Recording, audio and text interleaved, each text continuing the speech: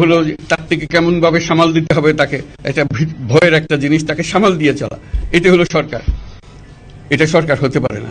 সরকারকে দেখে মানুষের বুক ফুলে উঠবে যে আমাকে সাহায্য করবে, আমাকে রক্ষা করবে, আমার সরকার আমার জন্য দাঁড়াবে।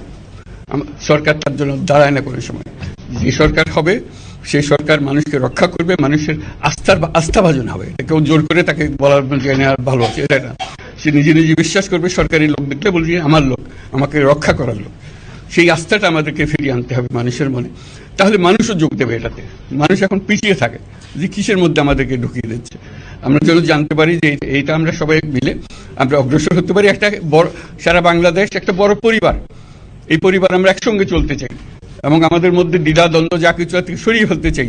যারা বিপথে গেছে তাদেরকে পথে আনতে চাই, যাতে করে একসঙ্গে আমরা কাজ করতে পারি।